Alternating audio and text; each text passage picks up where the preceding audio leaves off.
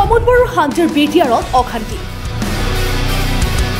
দুৰ্বৃত্তৰ আক্ৰমণত আহত খিলঞ্জীয়া লোকৰ খবৰ ল'বলৈ আহৰি নাই প্ৰমোদ বড়োৰ অসম চৰকাৰৰ মন্ত্ৰী উপস্থিত হ'ল কিন্তু খবৰ নাই প্ৰমোদ বড়োৰ এয়াই নেকি বিটিআৰৰ খিলঞ্জীয়াৰ প্ৰতি দায়িত্ব বিটিআৰ প্ৰধানৰ বিটিআৰত এতিয়া জুই চলিছে থলুৱা খিলঞ্জীয়া লোকৰ ওপৰত দুৰ্বৃত্তৰ চলিছে ভয়ানক আক্ৰমণ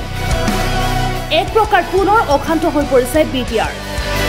90 দশকৰ যি অশান্তি জৰ্জৰ বড়োভূমি আছিল সেয়া শান্ত হোৱাৰ স্বাৰ্থতেই বড়োভূমিত ৰূপায়িত হৈছিল শান্তি চুক্তি হাগ্ৰামা মহিলাৰে শাসন উৰফাই ৰাইজে প্ৰমোদ বড়োক দিছিল বড়োভূমিৰ শাসনৰ দায়িত্বভাৰ কিন্তু সম্প্ৰতি বিটিআৰত সংঘটিত হোৱা ভূমিকেন্দ্ৰিক সংঘৰ্ষৰ ঘটনাটোৱেই প্ৰমোদ বড়োৰ প্ৰতি ৰাইজৰ বিশ্বাস হেৰুৱাৰ উপক্ৰম হৈছে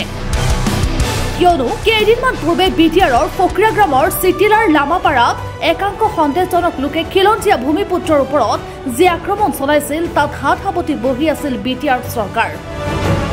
ইয়াতকৈ লাজৰ কথা এয়াই যে সংঘৰ্ষৰ পিছৰ সময়ছোৱাতো বিটিআৰৰ মুৰব্বী প্ৰমোদ বড়োৱা আজি পৰ্যন্ত সংঘৰ্ষত আহতৰ খবৰ ল'বলৈ আহৰি নাপালে আহতসকল চিকিৎসাধীন হৈ থকা কোকৰাঝাৰৰ ৰূপনাথ ব্ৰহ্ম চিকিৎসালয়ত প্ৰমোদ বড়োৱে এবাৰো নাই কৰা পদাৰ্পণ বিপৰীতেই বিটিআৰৰ ইএম অৰূপ কুমাৰ দেৰ তৎপৰতাত অসম চৰকাৰৰ মন্ত্ৰী জয়ন্ত মল্ল বৰুৱা গৈ আহতৰ খা খবৰ লৈছে প্ৰশ্ন হৈছে মুখ্যমন্ত্ৰীৰ তৎপৰতাত দিছপুৰৰ পৰা মন্ত্ৰী গৈ আহতৰ কাষত থিয় দিলে দলে পৰিস্থিতিৰ বুজ কিন্তু প্ৰমোদ বড়োৰ আহৰি নহল এইসকল আহতৰ কাষত এবাৰ থিয় দিবলৈ প্ৰমোদ বড়োৰ এই দায়িত্ব জ্ঞানহীন আচৰণত এতিয়া সৰব হৈ উঠিছে বিটিআৰৰ দল সংগঠনৰ নেতা প্ৰশ্ন কৰিছে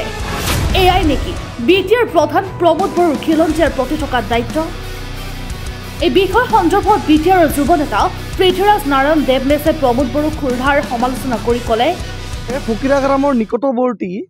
যি তাৰমানে আপোনাৰ চিটিলা সেই চিটিলা অঞ্চলৰ লামাপাৰা গাঁৱত ভূমিকেন্দ্ৰিক সংঘাত লৈ যি এক ঘটনা ঘটিলে আৰু সৰ্বস্ব দুখজনক অতিকৈ দুখজনক যে সেই ভূমিকেন্দ্ৰিক ঘটনাটো সংঘটিত হোৱাৰ সময়ত তেতিয়া স্পটতে উপস্থিত আছিলে বিটিআৰ চৰকাৰৰ এজন ইএম এক্সিকিউটিভ মেম্বাৰ অৰূপ দে ডাঙৰীয়াই হওক বা যোনেই নহওক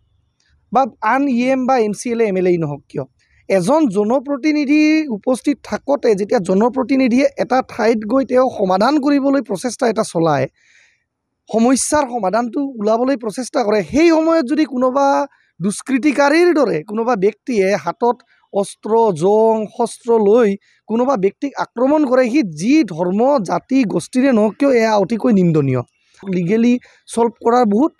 বাট আছে কিন্তু সেই বাটেৰে নগৈ কোনোবা এটা পৰিয়ালক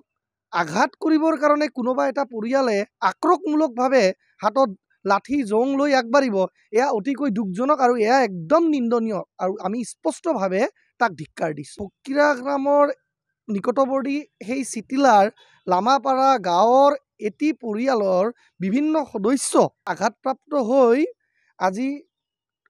কোকৰাঝাৰ চিভিল হস্পিটেল বা RNB চিভিল হস্পিটেলৰ পৰা ৰিলিজ লৈ ঘৰলৈকে আজিহে যাবলৈ সক্ষম হয় এতিয়ালৈকে কিন্তু প্ৰমোদ বড়ো ডাঙৰীয়াই যি নেকি শান্তিৰ ঢাকঢোল বুজাই আহিছে যে বিটিআৰত শান্তি আহিছে বুলি সেই প্ৰমোদ বড়ো ডাঙৰীয়াই কিন্তু এতিয়ালৈকে RNB চিভিল হস্পিটেলত গৈ সেই আঘাতপ্ৰাপ্ত পৰিয়ালৰ খা খবৰ লোৱাটো আমি দেখিবলৈ সক্ষম হোৱা নাই আৰু তেওঁ যোৱাও নাই এইটো এই কাৰণেই নেকি যে যি সময়ত জয়ন্ত মল্ল ডাঙৰীয়া অসমৰ এজন মাননীয় মন্ত্ৰী হৈ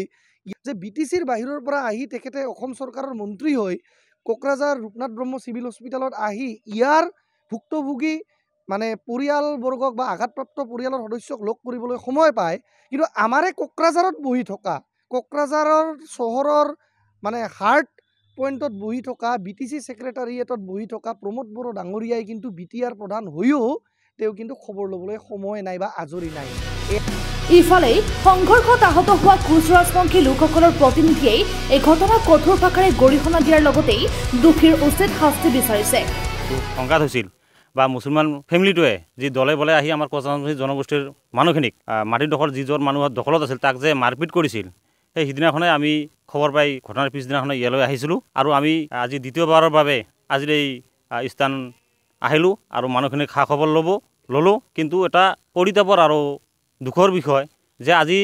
লামাপাৰাত হোৱা ঘটনাটোক লৈ আমাৰ এই অসমৰে নামনি অসমতে শক্তিশালী এটা ভূমিকা থকা দুটা ছাত্ৰ সংগঠনে অভিযোগ আনিছে যে সিহঁতে কৈ আছে যে লামাপাৰাত যিটো ঘটনা হৈছে এইটো BTRৰ EM অৰূপ কুমাৰ দেৰ উচতনিত হোৱা বুলি তেখেতে কৈছে। কিন্তু আমি সদুকচে ছাত্ৰ সন্থাৰ ফালৰ পৰা স্পষ্টভাৱে ক'ব বিচাৰিছোঁ যে আমাৰ ভূমি আমাৰ মাটি আমি খিলঞ্জীয়া হয়, আমি আদিম মানুহ হয় এই অঞ্চলৰ। আমাৰ মাটি বেলেগে দখল কৰিব, আমাক আহি দলে বলে আহি মাৰপিট কৰিব, সেই মানুহখিনিক ৰক্ষণাবেক্ষণ দিয়াৰ কাৰণে BTRৰ EM অৰূপ কুমাৰ দেৰ দায়বদ্ধতা আছে। আৰু সিহঁতে কৈ থাকে যে এইখন চৰকাৰ হ'ল আমাৰ খিলঞ্জীয়া চৰকাৰ, আৰু সিহঁতে খিলঞ্জীয়া মানুহক ৰক্ষা কৰাৰ কাৰণে আগবাঢ়ি আহিছে। চৰকাৰৰ এজন প্ৰতিনিধি হিচাপে ইয়ালৈ আহিছে। তেখেতক দোষাৰোপ কৰাটো একেবাৰে অন্যায় আৰু মূৰ্খামিৰ কথা। সেই মুছলমান ফেমিলিখিনিক মাৰপিট কৰিছিল নেকি? কৰা নাই। নিশ্চয় সিহঁতকহে এই ফেমিলিখিনি আহি মাৰপিট কৰিছিল, সেই মানুহখিনি আহি দলে বলে আহি মাৰপিট কৰিছিল। লাঠিৰে কোবাই জং লৈ জলকীয়াৰ গুড়ি লৈ আহি দলে বলে আহি মহিলা পুৰুষক মাৰপিট কৰিছিল। গতিকে এইটো কেনেকুৱা কথা হ'ল? সিহঁতে অৰূপ কুমাৰ দে কিয় দোষাৰোপ কৰি আছে? অৰূপ কুমাৰ দে নিজৰ সমষ্টিৰ জেগা হয় আৰু নিজৰ খিলঞ্জীয়া মানুহৰ সুৰক্ষাৰ কাৰণে তেখেতে আগবাঢ়ি অহাটো কেতিয়াও অন্যায় হ'ব নোৱাৰে আৰু এইটো বেয়া কথা হ'ব নোৱাৰে। আমি অৰূপ কুমাৰ দেক ধন্যবাদহে জনাইছোঁ। যদি সিদিনাখন তেখেতে ইয়াত উপস্থিত নাথাকিল হয়, তেখেতৰ PSO দুজন যদি ইয়াতে উপস্থিত নাথাকিল হয়, সেইটো